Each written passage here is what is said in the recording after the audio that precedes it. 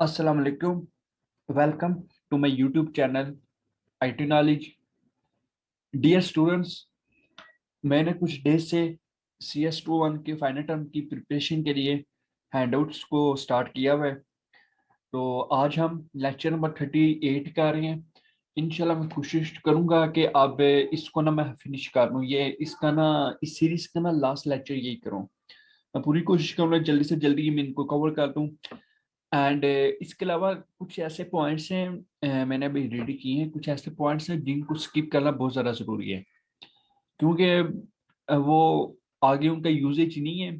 फिलहाल इस सेमेस्टर में है, लेकिन आगे सेमेस्टर में जो नेक्स्ट कोर्स की बुक्स आएंगी उनमें वो यूज़ नहीं हो रही।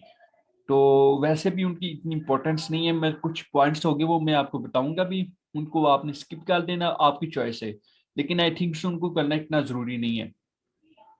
तो इसके अलावा मैं इंशाल्लाह जब ये कंप्लीट होगा आज के लेक्चर के बाद, इंशाल्लाह जो पास्ट पेपर्स के जो सब्जेक्टिव पार्ट्स हैं, जो एमसीक्यूज को हमने कवर कर लिए, लेकिन जो शॉर्ट क्वेश्चंस हैं, प्रोग्रामिंग क्वेश्चंस आ रहे हैं, कोडिंग वाले जो क्वेश्चंस आ रहे हैं, अब मैं इंशाल्लाह उनको स्टार्ट करूंगा। तो जल्दी से इनको खत्म करते हैं, फिर इंशाल्लाह उनको स्टार्ट करेंगे। ओके।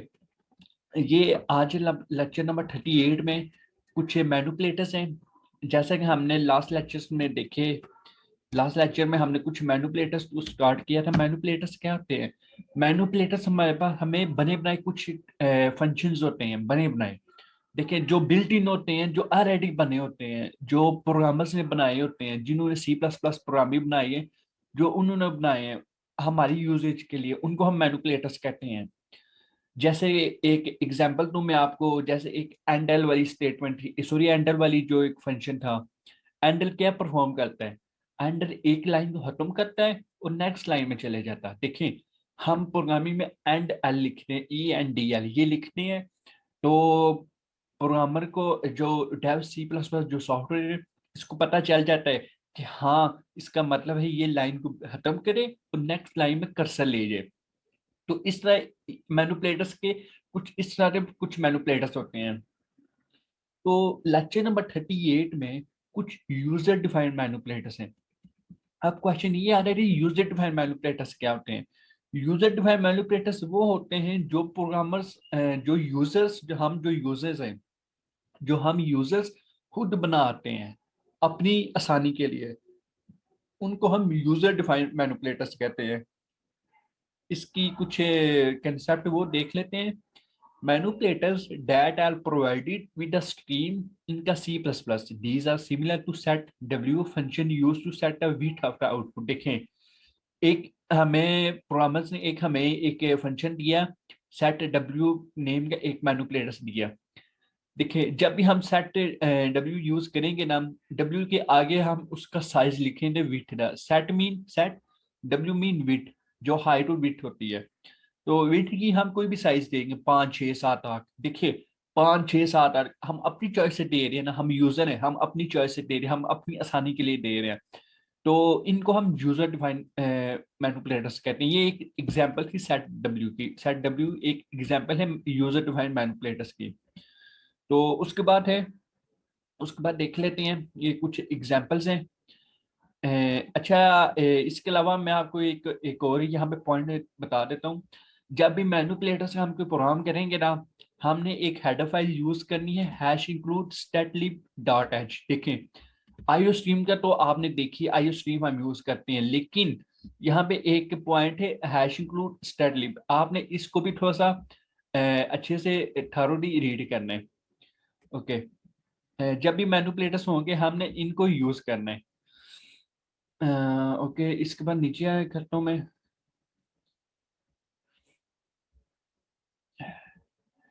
नीचे कर लेते हैं, नीचे आते हैं तो देख लेते हैं।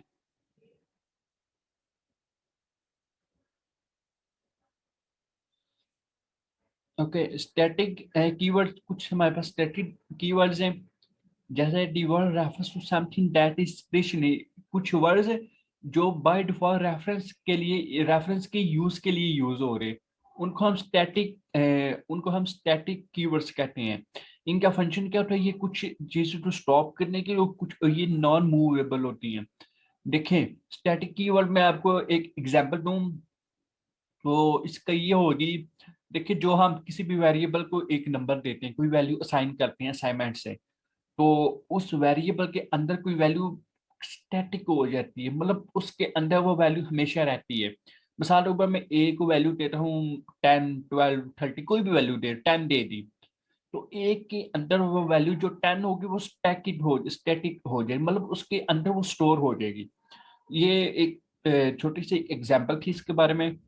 Static as a word implies are variable which exist for a certain amount of time, much longer than that by ordinary automatic variables. Static word implies करता है variables को, और ये exist करता है कुछ टाइम के लिहाज से, much longer than that by ordinary automatic variable।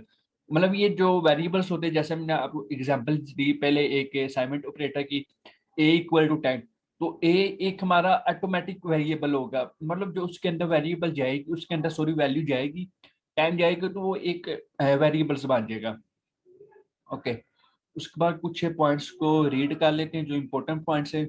मैं बस जो इम्पोर्टेंट पॉइंट्स है बस मैं उनको ही बताऊंगा, इतना डिटेल में नहीं मैं करूंगा, क्योंकि असल में टाइम बहुत कम है, एग्जाम्स आ रहे हैं, तो स्टूडेंट्स की तैयारी के लिए भी कुछ कुछ सब्जेक्टिव पार्ट्स रेडी करने हैं, तो इसलिए मैं इनको जल्दी से फिनिश कर रहा हूँ। अच्छा, यहाँ पे एक पॉइंट है, एक टॉपिक है पॉइंटर का। पॉइंटर का टॉपिक बहुत बहुत बहुत ही ज्यादा इंपॉर्टेंट है, और बहुत ज्यादा स्टूडेंट्स पॉइंटर के टॉपिक में बहुत ज्यादा कंफ्यूज होते हैं, इनको इतने अच्छे से रेडी नहीं होते, मतलब पॉइंटर्स क्या फंक्शन परफॉर्म करते हैं। तो इसलिए मैं पॉइंटर्स को अभी भी करवाऊंगा, थ्योरी करवाऊंगा, लेकिन प्रैक्टिकल तो मैं इस सीरीज में नहीं करवा रहा। लेकिन अगर आपने इसका प्रैक्टिकली देखना है कि ये कैसे परफॉर्म करते हैं, तो मैंने डिस्क्रिप्शन में लिंक डाल दी है, तो वो मेरी वीडियो ये मैंने ना दूसरी सीरीज में पॉइंटर्स को अच्छे से इलेबोरेट किया हुआ है, तो आपने ना वो पॉइंटर वाली वो जो वीडियो होगी वो आपने अच्छे से रेडी करनी है, एक दफा उनको उसको देखिएगा, वो कैसे फंक्शन परफॉर्म कर रहा है, उसका सारा फंक्शनैलिटी क्या है, आपने उसको अच्छे से रेडी करना है। मैंने उस वीडियो में बहुत डिटेल में समझाया गया है। अच्छा चलिए पॉइंटर को देख लेते हैं। पॉइंटर क्या करता है, पॉइंटर में आपको वैसे पहले बताते तुम देखें, हम एक एग्जांपल लेते हैं, a इज इक्वल टू 10, ए के अंदर हमने वैल्यू दी है 10 है। अब ए जो होगा ये हमारा एक वेरिएबल बन जाएगा, वेरिएबल होगा। देखिए ए के अंदर वैल्यू हमने दी 10, ए की वैल्यू जो होगी 10 है, ये हमारे कंप्यूटर की हमारे लैपटॉप की मेमोरी के अंदर कहीं ना कहीं जगह पे जा स्टे सेफ होनी है ना, स्टोर होनी है ना, कोई ऐसी पॉइंट होगी जिसके अंदर जाके सेव होगी। वो जगह जिसके अंदर जाके वो सेव होगी, वो उसकी जो लोकेशन होगी, वो जो लोकेशन होगी वो पॉइंटर यूज करेगा। देखें हमारे पास 10 ब्लॉक्स हैं मेमोरी के, तो मिसाल के ऊपर अगर एग्जांपल लेते हैं, मिसाल के ऊपर अगर वो जो हमारे एज पर 10 वैल्यू होगी, अगर ए की वैल्यू ब्लॉक 8 में जा रहे हैं, ब्लॉक 8 में जा रहे हैं, तो 8 ब्लॉक का जो एड्रेस होगा वो पॉइंटर यूज करता है। अब इसको थोड़ी सी थ्योरी देख लेते हैं, डेफिनेशन देख लेते हैं।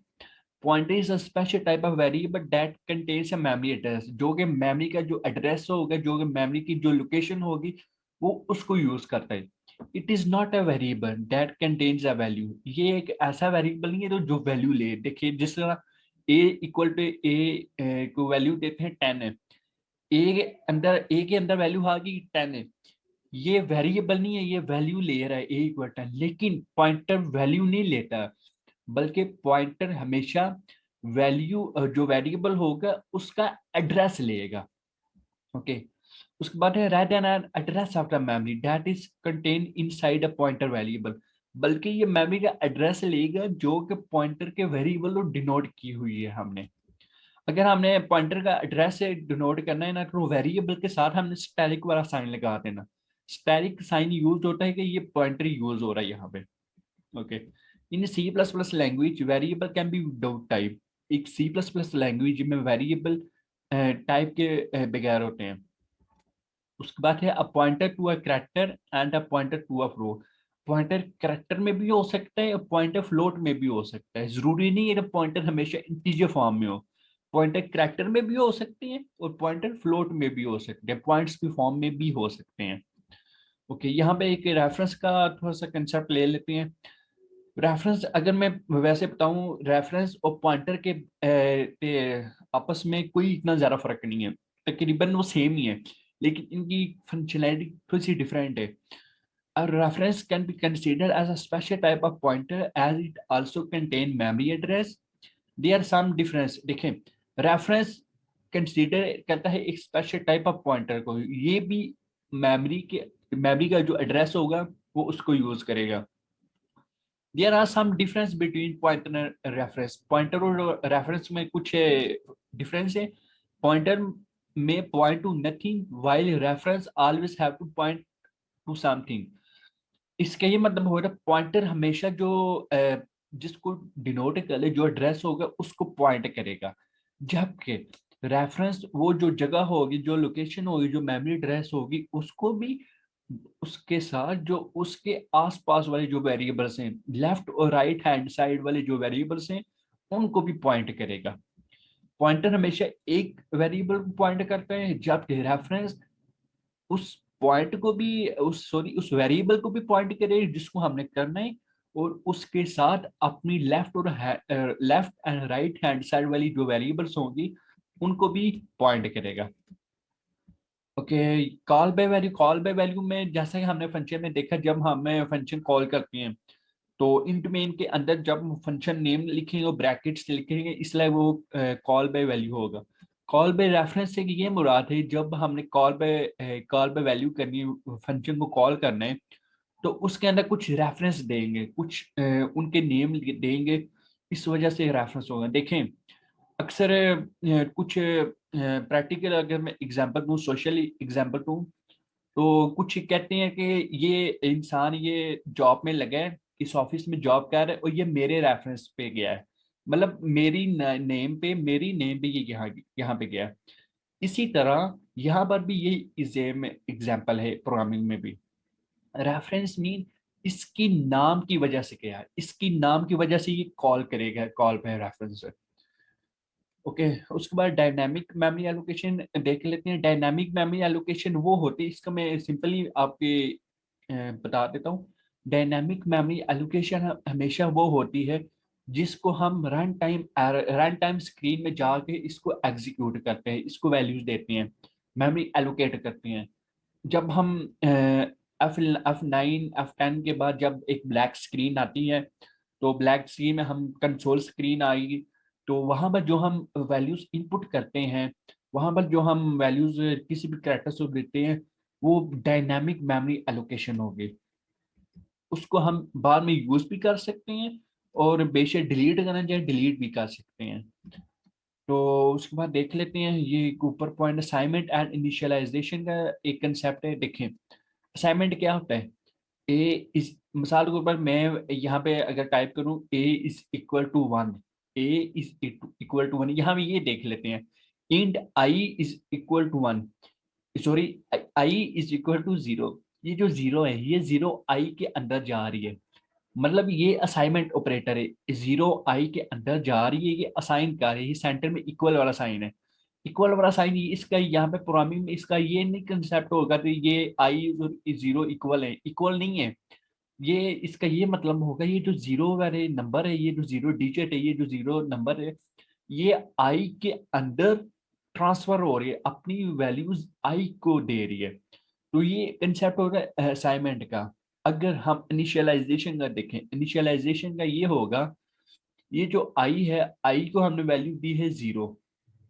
आई को वैल्यू, जब हम किसी भी डाटा टाइप्स को, किसी भी वेरिएबल को जब कोई हम उसको वैल्यू देते हैं, जब हम उसको कोई नंबर देते हैं, तो उसको इनिशियलाइजेशन कहते हैं। ये भी एग्जांपल ये देखना, आई इक्वल टू जीरो, आई और जीरो, आई को हम वैल्यू दे रहे हैं जीरो, और जीरो आई के अंदर वैल्यू जा रही है।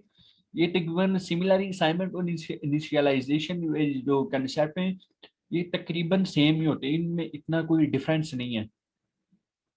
ओके, नीचे देख लेते हैं अब कौन सा कंसेप्ट आ रहा है, rules of for using dynamic memory allocation. ये जो रूल्स है इनको आपने एक अच्छे से रेडी कर लें, ये बहुत सिंपल फॉर्म में लिखे हैं, इनमें इतना कोई मुश्किल नहीं कंसेप्ट नहीं है। हाँ, यहाँ पे एक अगेन कुछ रिपीट हो रही है, इसको हम देख लेते हैं। A pointer is a variable that holds memory address. ये and operator is used to get the address of variable or an एन ऑब्जेक्ट। यहाँ पे मैं आपको बता देता हूँ, ये जो एंड ऑपरेटर होगा ये यूज होता है रेफरेंस के लिए। रेफरेंस, किसी का रेफरेंस देना हो तो हम ये एंड ऑपरेटर यूज करेंगे वेरिएबल के साथ। जबकि अगर हमने पॉइंटर को किसी एड्रेस लेना है तो उसके लिए हम वो स्टैटिक वाला साइन यूज करेंगे। तो मैंने इनको आपने अच्छे से रीड कर लेना, ये भी सिंपल फॉर्म ही, इसमें इतना कोई मुश्किल कंसेप्ट नहीं है। यहाँ पे एक देख लें, in class which allocates memory, class को हम हमेशा मेमोरी डायनामिकली मेमोरी एलोकेट करते हैं। एमसीक्यूज आ सकते हैं कि क्लास में हम कौन सी मेमोरी एलोकेट करते हैं, डायनामिकली या स्टैटिक स्टैटिक। तो आपके जेल में आना चाहिए कि क्लास में हम हमेशा डायनामिकली मेमोरी एलोकेट करते हैं। ओके, उसके बाद नीचे देख लेते हैं objects as class member. Objects nothing important I think, so ये इतना ये यूज ही नहीं हो रहा है। काफी सारे पुराने से सारे क्वेश्चंस नहीं आ रहे, तो बेशक आप इनको स्किप कर दें, कोई इतना जरूरी नहीं है। जो मेन मेन जो इम्पोर्टेंट कंसेप्ट है वो मैं आपको बता रहा हूँ, उनको आपने अच्छे से रेडी कर लेना है। लेकिन अगर किसी लेक्चर के एंड में जो टिप्स पॉइंट होते हैं, अगर ये इसके अंदर कुछ पॉइंट्स आए तो इसको आपने जरूर रेडी करना है। इनको हम देख लेते हैं। A class can contain instances of other classes as its data members.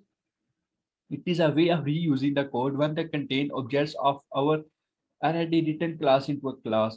मतलब देखना यहाँ पे ऊपर इसके अंदर इस लेक्चर में क्या नहीं होता है, एक क्लास के अंदर दूसरी क्लास यूज हुई है। जिस तरह हम फॉर लूप के अंदर दूसरी लूप्स यूज करते हैं, नेस्टेड लूप्स को, तो इस तरह एक क्लास के अंदर एक क्लास है, वहां में कुछ प्राइवेट मेंबर्स और पब्लिक मेंबर्स हैं।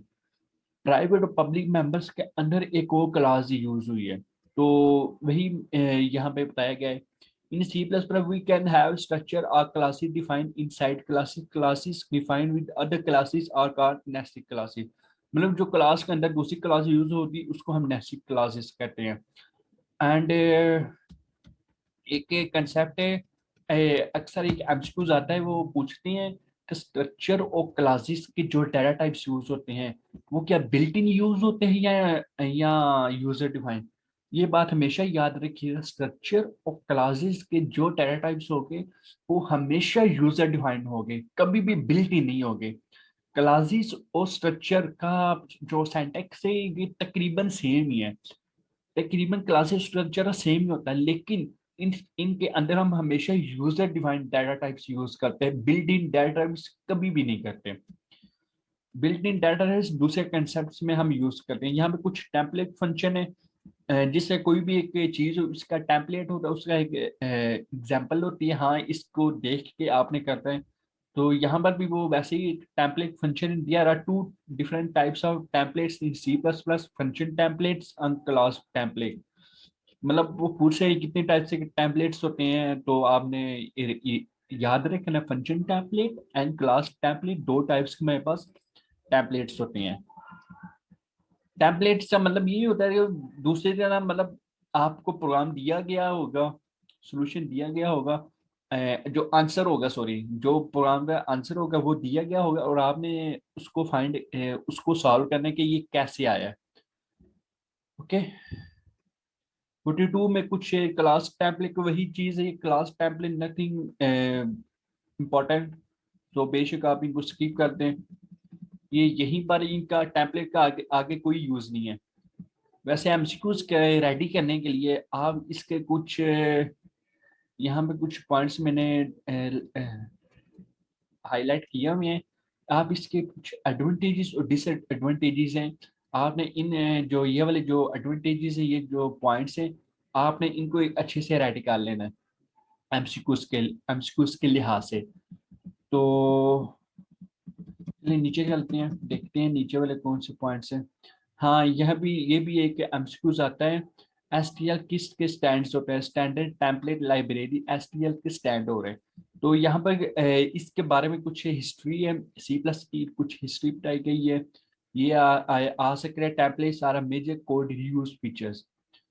तो आपने इनको देख लेना है इंशाल्लाह। मैं सॉरी गाइस, वैसे मैं बहुत तेजी से करवा रहा हूँ, मुझे पता है। असल में ना ये जो पॉइंट्स है ना, ये इतने इम्पोर्टेंट नहीं है, तो इसलिए मैं ना इन पे इतना ज़्यादा फोकस नहीं कर रहा।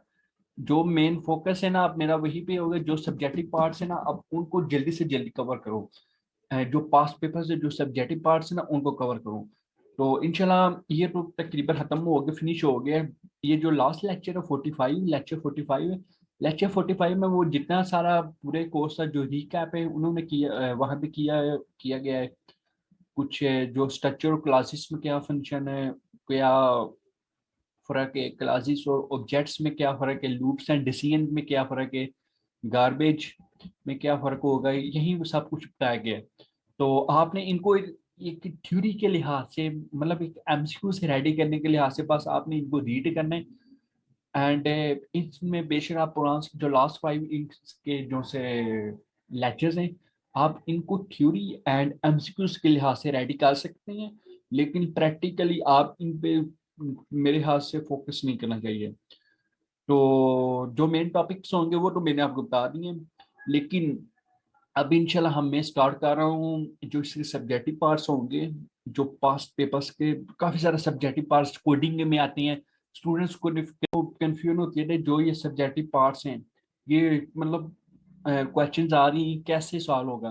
तो इंशाल्लाह उसमें ना जब सब्जेक्टिव पार्ट स्टार्ट करूंगा तो उसमें ना सारी कंफ्यूजन आगे दूर हो जाएगी। सो इंशाल्लाह नेक्स्ट वीडियो में मिलेंगे। टेक केयर, अल्लाह हाफिज।